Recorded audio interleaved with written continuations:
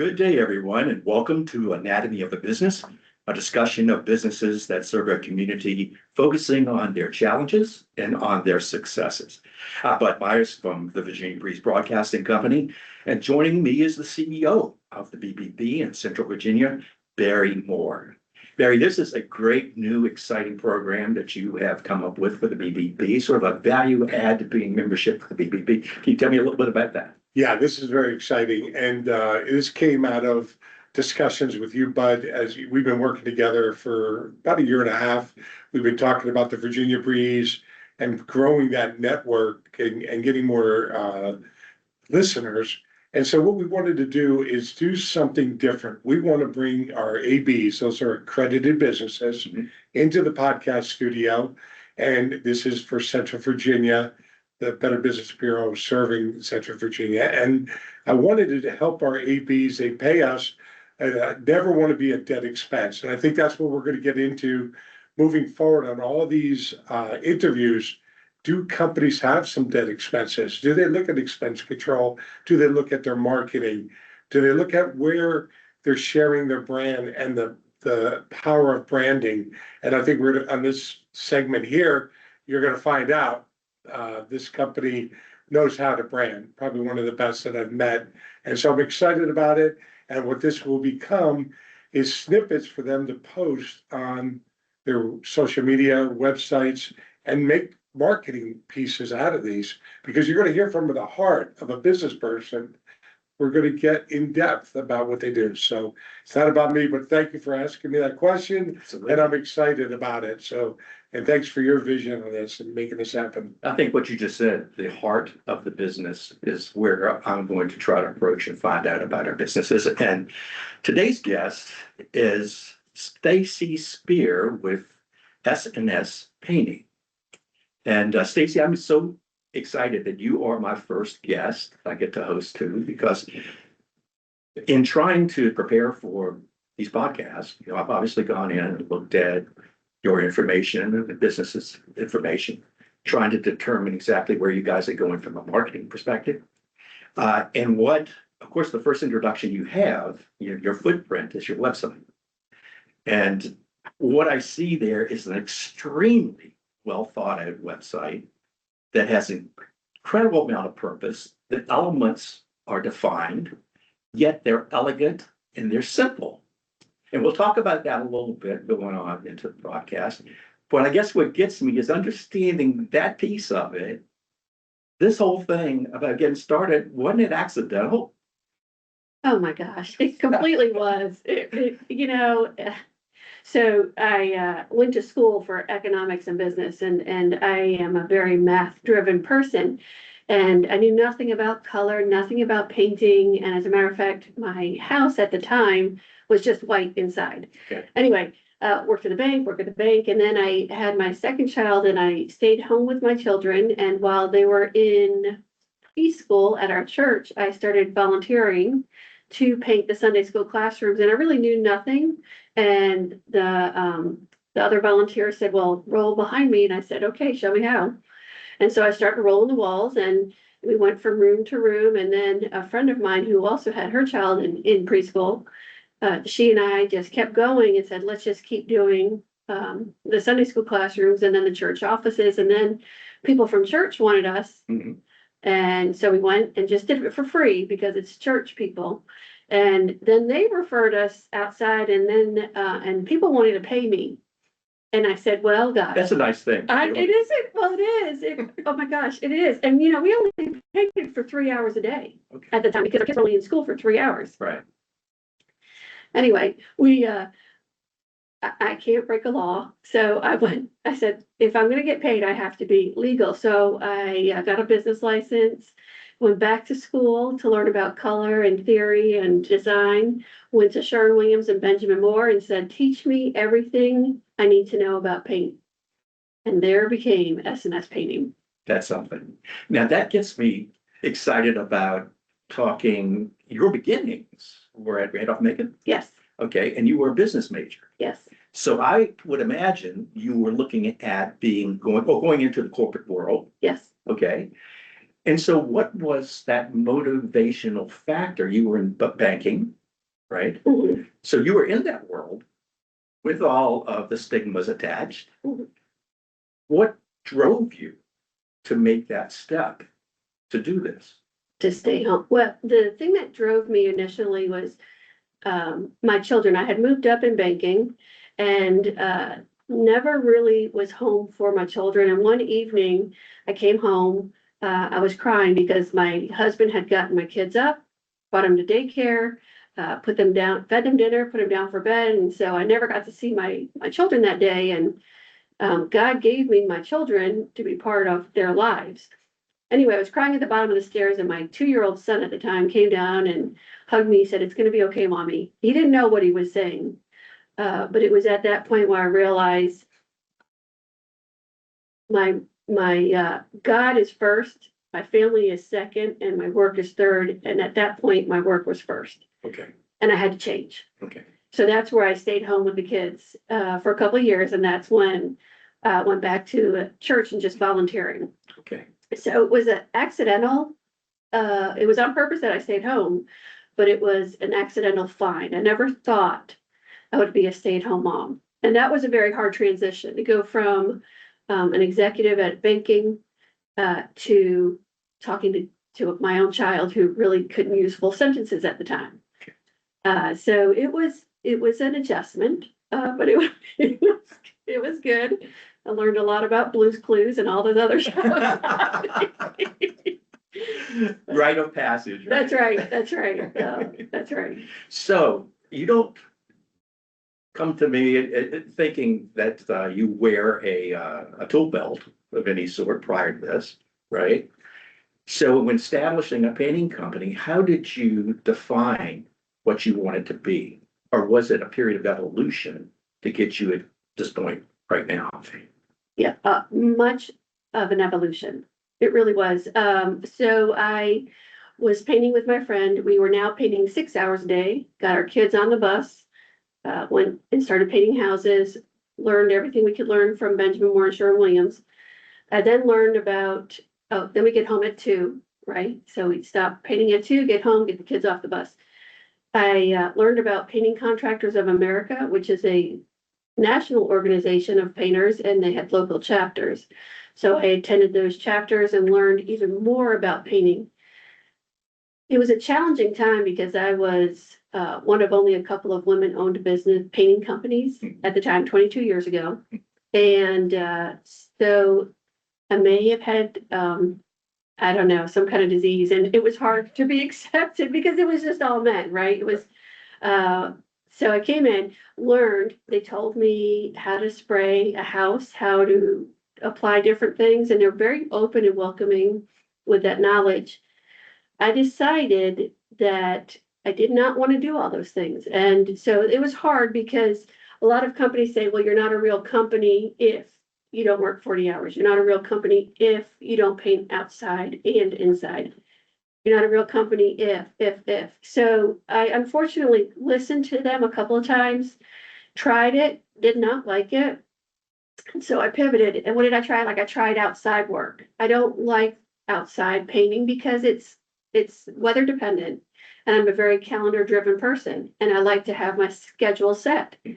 So it was hard to keep hearing you're not a real company if.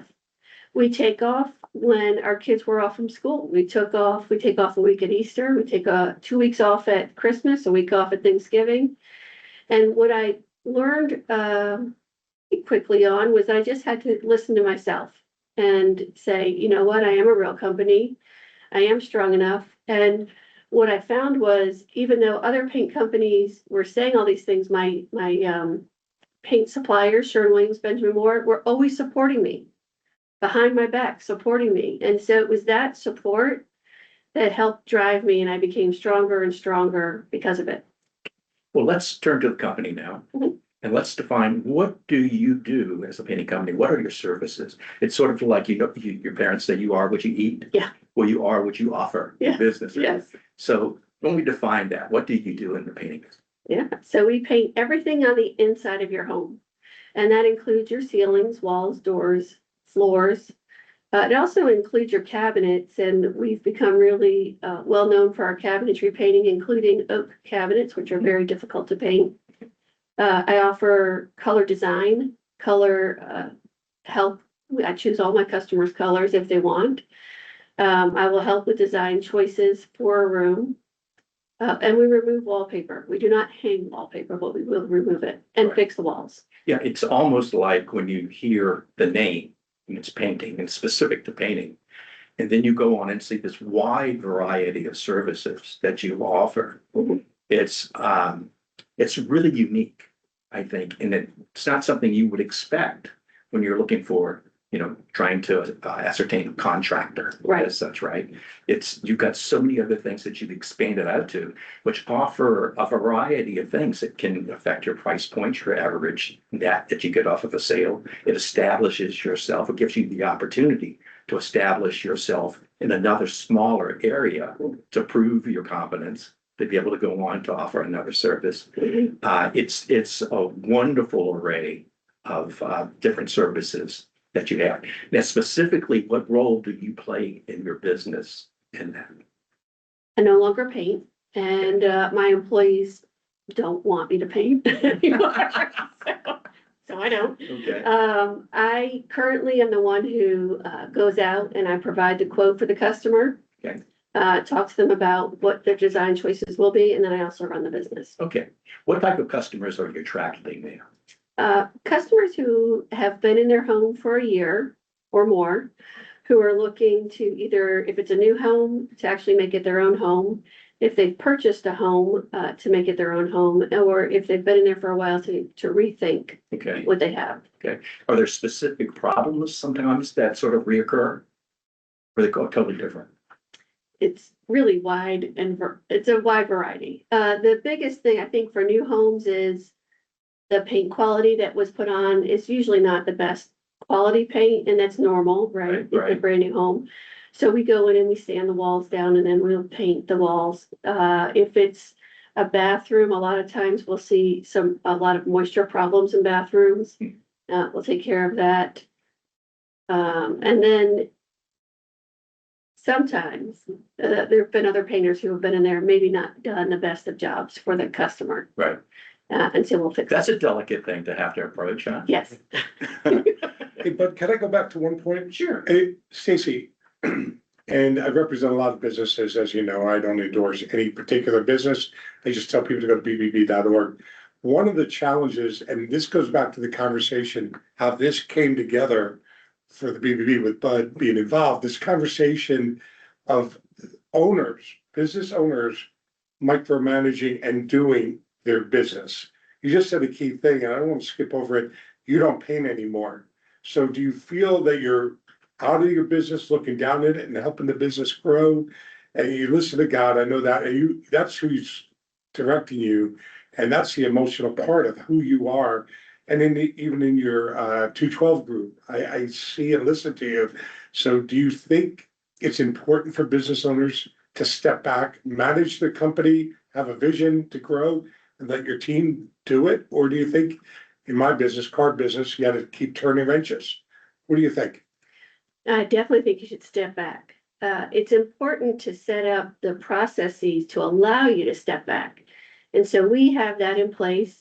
We have a training program for my employees. A painter comes in and they'll get a 2-inch binder of training materials. And their training program is a 3-month program. I don't do anything with it. And we have a trainer who does that.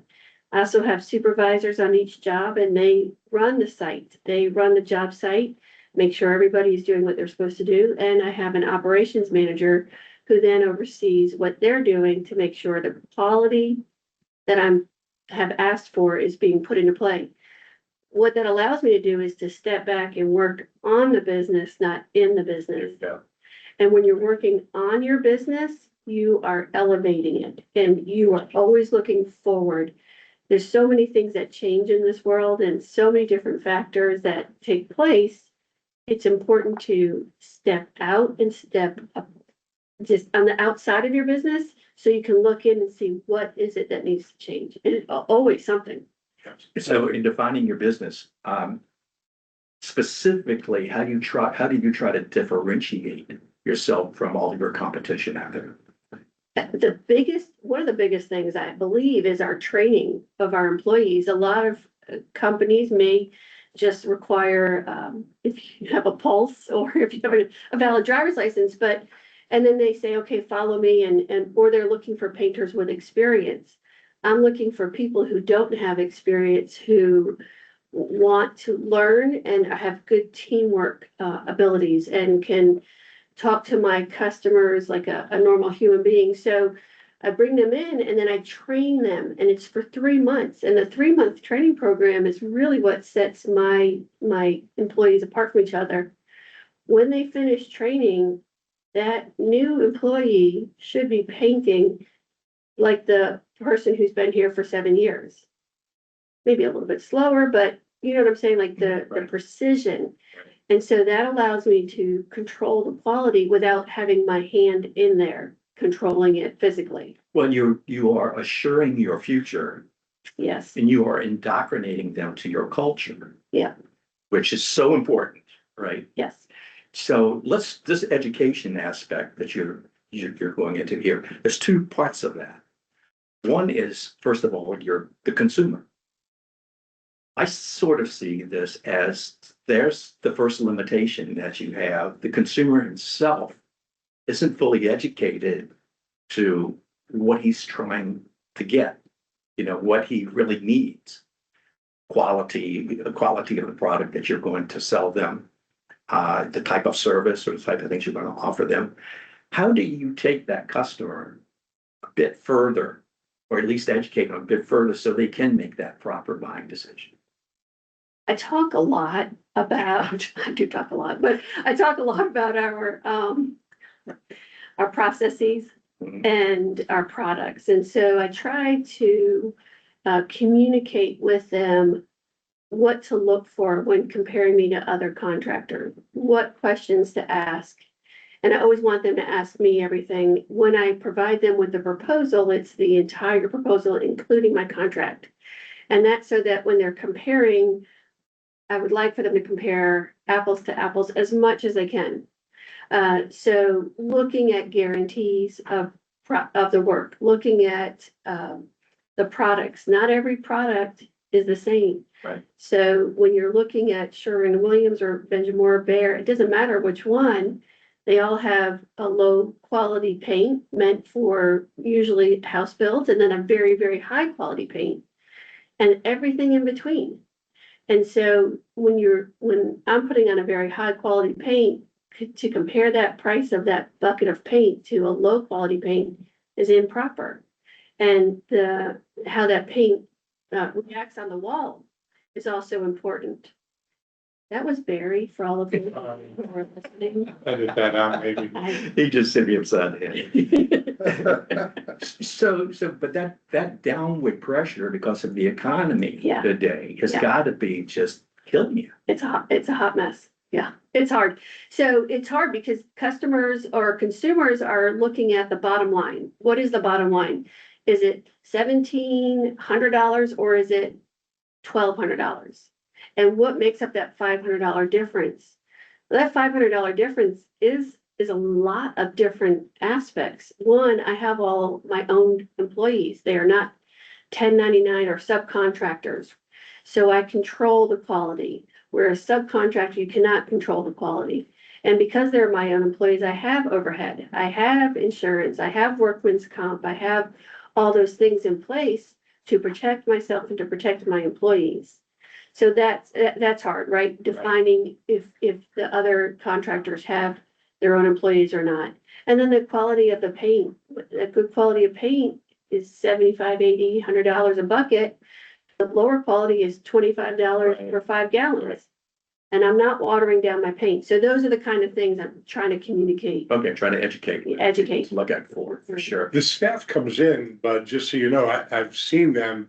The staff comes in, it's all woman staff, female. They are artists. I tell all my friends in my neighborhood, if you want to hire artists, not just painters, this is the team. And your people walk in, they're very professional. They have a process that is truly, you could see the process and training is in place.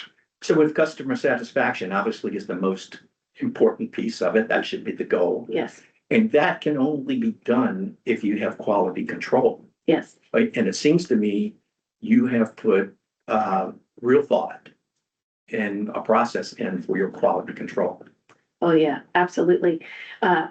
Don't tell anybody. It's just between you and I. Okay. But we actually look at the walls with our hands. That's just very important. We also pay attention to, when we're doing our inspections, looking at the walls with a flashlight. Don't ever do that to somebody. Don't do it, because it's mean. But we look at it with a flashlight, making sure. But don't do it. But yeah, so we inspect and then the way the employees take such ownership is so hyper important as well. So as I started this conversation, it was about your website and what I saw on the website. The education factor is enormous on your website. You do a lot of preliminary work on that website that tells people what to expect. The process itself is explained on the website. The proof evidence, there's the reviews that say what a great job that you do. But one of the things that I love is the whimsical connection of every staff had their color, right? They all Yes. had their color, Yeah. which gave that personal piece to it. But moreover, what I loved was you took your paint companies and you said partners. And now that I hear your story, I understand totally. And it's not something that most people or business owners take the time to develop. Yeah. It seems to me it's the essence of your business. Yes, yeah, absolutely. The support from my partners, that's 3M has supported me.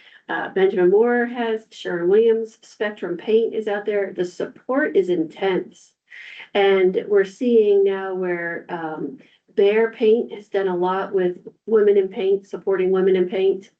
And so they're getting closer to that, but the support I've gotten, the training that these companies want, and they will freely, of course, train you because they want you to use their product, but they actually care about their product as well. And so I can communicate that to my customers. Absolutely. Absolutely. Okay, so let's step back. You're in your day-to-day. What numbers are you looking at? What are the things that you on a day-to-day basis are looking at, knowing that those are the essential points? Golly. Profit margins, I- numbers. Okay, so I look at our profit and loss and our balance sheet all the time. We also have a profitability report. Where we're looking at our profitability report, but also our production report. That production report is updated every 2 hours so that I know if my team is above or beyond, and that's our operations manager doing that. Mhm. And it's all digital.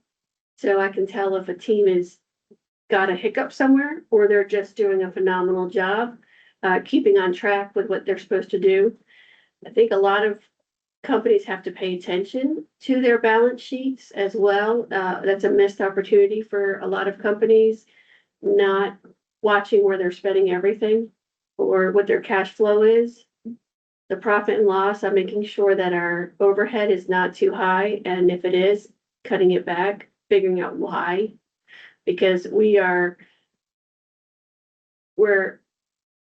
will tell you that I offer profit sharing to my employees. And so I want that profit to be there for them. And if we're wasting it in the back office, we need to fix that as well because they're working hard in the front line. So all of us come together. How long do you think your average employee stays with you? About 7 to 10 years. Wow. I have some higher, but yeah. Okay. And so that investment is paid off. Oh, yes, Most people don't realize that's the most expensive part of your business. absolutely. You know, Oh, my goodness. Yeah. that's so much forethought Yeah. is there, and I appreciate that. I want to just your marketing right now. Are you satisfied with what you're doing? What are you doing? How's that going? How's that going for you, That's a Stacey? loaded question. Oh, my golly. Well, I mean, do you have a budget for marketing? Yes, You do? yeah. And where are you spending that money now? Still doing SEO stuff. I don't do, Google banner ads. That's not my clientele. I just try to make sure I optimize everything in my website. Facebook, I do that. I do a newsletter monthly for my customers. You have a median age, Yes, it's 47. okay, interesting, Yeah, a little higher than what you would yeah, normally think, right? yeah, and it's gotten higher because the age of people buying a home has increased. Yeah, A first-time homeowner has increased. exactly. So it used to be about 38. Okay, so let's go a little further now into your business. Okay, now you have a mature business. How do you see the community and community involvement in being part of your growth and where you fit in the business world? We do a couple of different painting projects every year for people or for organizations like Habitat for Humanity. We had, I found out about a woman whose husband had needed brain surgery, something like that. Anyway, we painted for her son's bedroom for free. You know, we do all these different things for free, kind of keep it a little bit quiet if it's like for somebody like that, because I don't want to break any HIPAA laws or anything like that. Right. But anytime we can see an opportunity to help somebody, we will. And so much so that my employees have come to me and said, "Hey, I heard about this. What do you think about painting for this couple? They really need it." Sure. You know, we'll do that. The Painting Contractors of America do a volunteer project every year that we sometimes are able to take part of. So that's important to us. Anytime we see that we can help somebody, we will. That's fantastic. It's great. It's so important. Oh, it is. It's so important. Absolutely. That piece. One day you'll need that. Yes, I will. It comes Yes, back. I will. So I guess I have to ask you in closing this, if someone out there is thinking about making that jump from the corporate world to doing this, I know I did that. Mainly, I was tired of traveling. And also it was always in the back of my mind, I couldn't have the creative process that I wanted. I could only go to one certain point. And if you can't go all the way, then how do you know if you can be successful or not? Right. Right? That last part's not there. So what advice would you give people that are thinking, you know, they want to make this step, they just haven't pulled the trigger yet? If you've thought about it for more than 2 years, then maybe it's time to jump. And it's important to write down, okay, what do you want to accomplish and how do you get there? The biggest thing is nobody is going to carry you to that place. There's only one way there, and that's jumping in with 2 feet. And when you jump in with 2 feet, do you have the support around you? Do you know where to go to find help? And what is your vision? And don't lose sight of your vision. And that's important. It's important to listen to other people, but it's also important to listen to yourself and to your own vision. Yeah. Stacey, I love it. And again, if you're out there and you're thinking about needing some kind of change in your home, and I'm talking about all kinds of different ways, go to that website, SNS Painting, because you'll get entertained, but you'll also get educated to a tremendous width of services that is really unique and different here in Richmond. And I think you will really, really like this company. Stacey, I really appreciate you being here with us and investing the time today. Thank you. And I think that, Barry, I think this is going to do it for today. But, you know, next week, we are going to have J-Man talking about senior care. Which I would want to know how the BBB looks at his company before you bring somebody into your home. Right. And that is one of the things with Stacey, with SNS, and our relationship. She's an accredited business, has the BBB seal, is putting it in her newsletter and gets requested quotes growing. It's very slow, but it's growing. And it's up to me to help generate leads for her. So we're partners. I work for SNS Painting as the BBB, and I appreciate you being here. And the one stat I wish from the car business, I've learned, when you talked about the numbers, KPIs, benchmarks, however you look at it, how many estimates, how many did you close? I think that's important when you're going out and making presentations. But I think you just are an amazing businesswoman, and I'm so happy to know you and work for you and with you. And Bud, incredible. You did an amazing job. First He's a time. pro. You did great. Yeah, first time. Well, Thank you you. know, my dentist is a woman, my doctor is a woman, I want my painter to be a woman. Yeah. Thank you so much for listening to Anatomy of a Business, presented by the Better Business Bureau of Central Virginia. We'll see you next week.